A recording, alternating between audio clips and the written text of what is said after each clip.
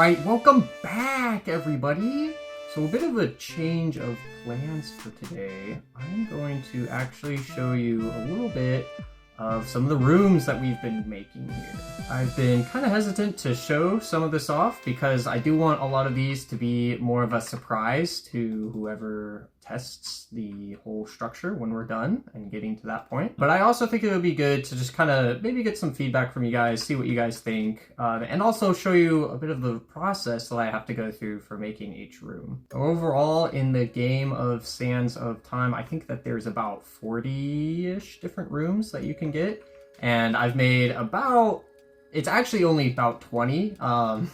Some of these aren't finished. Some of them are almost finished, and some of them might not even be used. Now, when making a room, there are some rules that I've set for myself that I need to follow, and this ensures that everything works and generates properly. I talked a little bit about these things in episode 2, so I just want to kind of quickly rehash some of that right now. So we have path structures that are basically big chunks of magma blocks. And these can be, generally, they're going to be 9 square blocks by 9 square blocks. The ones that branch off directly from the hub are different sizes, so like a smaller size like this. So this one is a 5 block, or square, by 6 square. And all path structures are 30 blocks tall. The basic process is we generate a path, which generates a blueprint, which may look something like this or this. And I'll probably save talking about those more in detail for a future episode. But all you need to know is that a path picks a blueprint, and a blueprint holds jigsaw blocks that will generate rooms. Now, the height of a path structure is important because we need to make sure that when we're generating blueprints and rooms inside of our path structure, that we don't go above or below the bounds of this structure, of the height of a path structure. And that'll be important for rooms that are either really tall or change levels, like this room. So this is one of those spiral rooms that you see. So this being one of the first rooms that I made, I've actually been using it as kind of a guide to how we determine where each floor will be at. So in general, there will be 3 floors in the tube, and each floor will be 5 blocks above the other. So we have the bottom here. This is the first block of the bottom floor. So 1, 2, 3, 4, 5, and then the next block here is the bottom of the middle floor. But if there's only 3 floors and each floor is 5 blocks tall, that's only 15. Not 30, and so we have some room, some wiggle room to work with here. So there's 7 blocks that act as a basement, and that is below the round block of the bottom floor. Then we have the middle floor, and then the top floor, which starts here and then extends all the way to the top, if we wanted to. And this way we can design rooms like this. This is one of those well-recognized rooms from Sands of Time. There's this pit and 4 different ways into the room. Now this room kind of has a bit of a height to it, and also a bit of depth below from where the entrance is. And so this can either generate in the middle floor, the bottom floor, or the top floor just fine. But some rooms, going back to like our spiral staircase room here, we want to be specific with how we generate this room to ensure that this entrance is in the middle, this one's in the top, and then this one's in the bottom. And we could do so with how we place the jigsaw blocks in each room structure. But I may talk about that when we talk about blueprints, because that's where those are.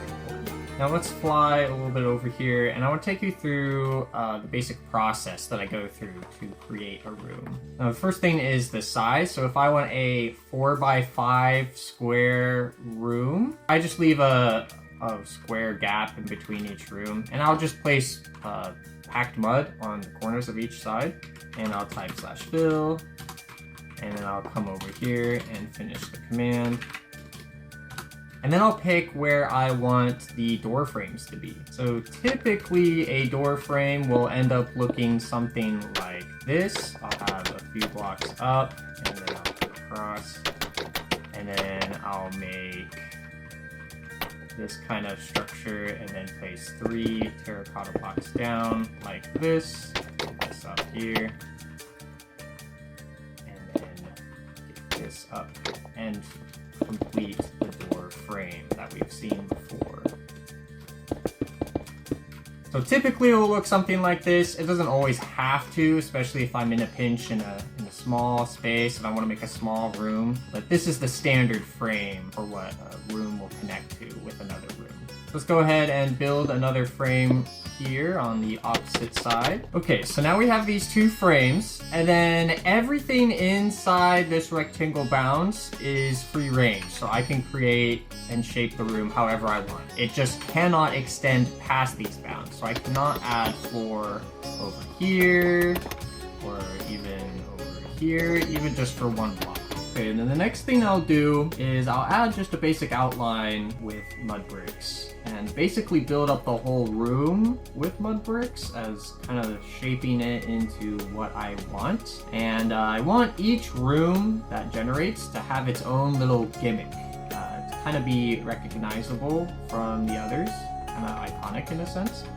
And so this room is basically a little room here that you'll have little paths down.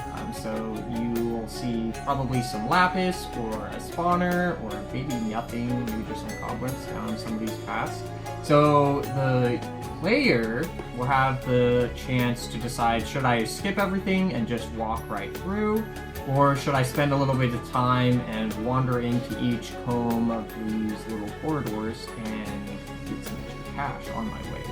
I think rooms like this are really nice because they offer players the chance to make that decision, you know, where they can skip the little gimmick and run straight through, or they can spend a little bit of time for a little bit of reward. Because remember, these players will be running to and from these rooms typically.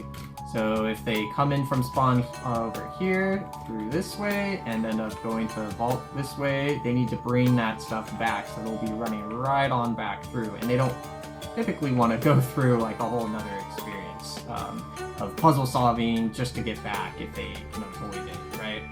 So any kind of chance we have to make the path not necessarily flat and clear, but you know, at least kind of easy to navigate would be good. In fact, paths that are kind of short and simple but still obstruct the view in some sense are very good for us as a dungeon maker, I guess. Because this, while it does offer a straight path across, we have this pedestal here and a spawner that will spawn here. So this obstructs the view from most of the view. You know, you can still see a little bit, which is nice, but you don't know necessarily exactly what's over the pedestal. It's not a clear line of sight. Okay, so I've made a basic outline of the building and the shape that I want for it.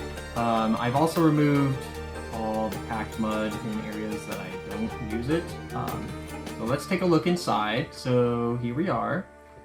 We've got a rectangle size room and then little corner closets, right?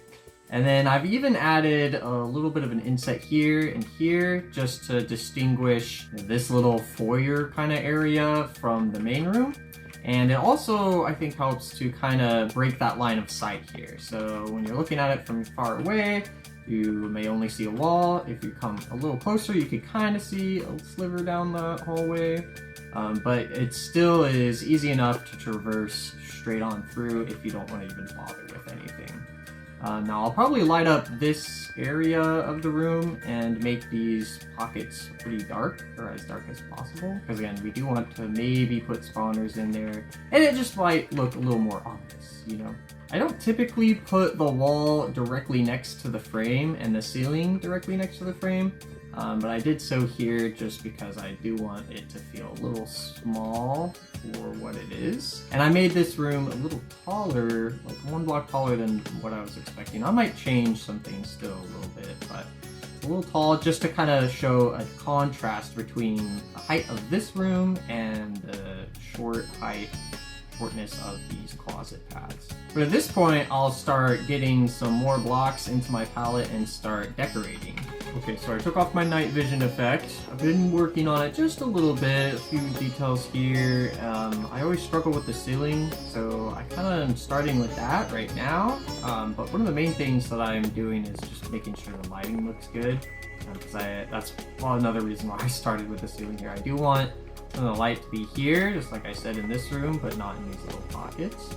And so, say there were a spawner in here, right? So say that was a spawner. What would generally happen is all of this space here may be pitch black because we don't know necessarily what it will be. Right now it's going to be air because that's how this structure is. Oh, well, let me get a structure block. Okay, there. So I've put down a structure block that outlines the space of this room. And so in these areas where I don't have any room, I generally will fill it up with ancient debris. And I'm doing this because of, again, with spawners being in the corner, I don't know if they can spawn a mob, say if the spawner's here. I don't know if they can spawn the mob here, even though there's a wall here. I'm pretty sure they can. So to safeguard against this, I'm just filling up everything else in ancient debris like this.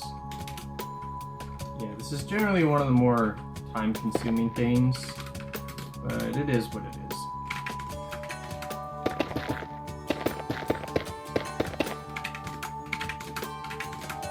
Okay, and there we go. And while I'm not done decorating this place, not even close, one of the things that I will do, I'll just show you real quick. I will grab each corner, so the top right, bottom left, or whatever, and I will replace all the magma blocks with structure void. That's because the magma blocks really are just a placeholder for me to see what it will look like on a boring path, or at least an unmarked path. And then I'll also place some of these decorative jigsaw blocks. So I have something like a potential lapis pile. So this will maybe generate lapis here. Maybe we'll generate lapis there. Maybe here, you know? Guaranteed lapis pile, so maybe we'll have something there, and then more potential lapis piles here. So I'll just go through and decorate with these various jigsaw blocks. So I've got some kind of interest that will be like a decorated pot or a block of red sand, a potential spawner, certain spawner, maybe some candles. I don't know, just different template pools that do different things. But we're gonna take a step back from that room. I'll probably just finish it off camera. There's two last things that I want to talk about for this episode, and that is naming structures, the room structures, and then what the heck these like floating structures are that you see here and there. So first off, let's talk about naming conventions. So naming is very important that we get this right, that we are organized so that we can have a place for every room and that we know what kind of room we're generating just by the name.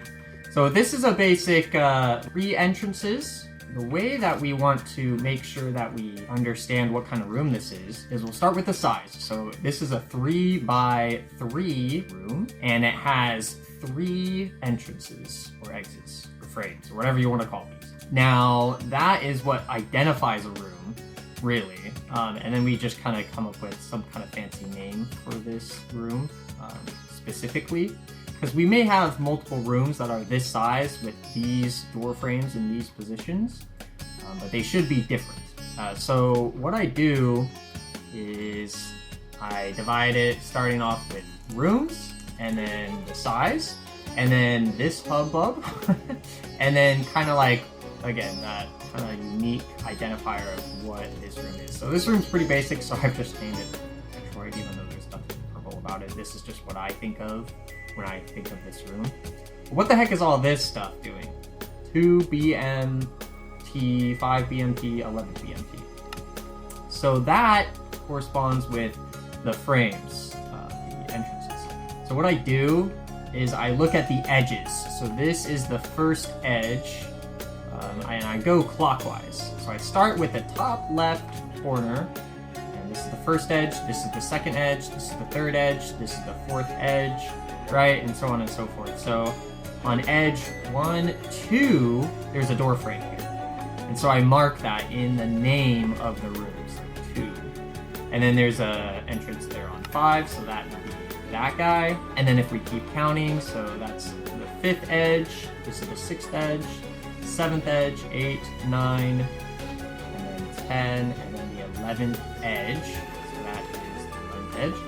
And then we have BMT. So that stands for bottom, middle, top, meaning that this frame coming out at edge 2 can be used on either the bottom floor, the middle floor, or the top floor. So some rooms, if I skedaddly do really far away back to this spiral tower thing that we have here, right? So some rooms, again, can only generate on the top or the middle or the bottom. So we kind of have that labeled here.